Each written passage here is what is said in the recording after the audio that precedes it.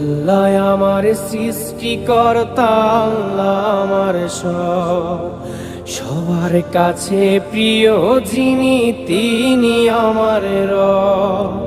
দুনিয়া করব সবাই আল্লাহর ইবাদত, দুনিয়া করব সবাই আল্লাহর ইবাদত।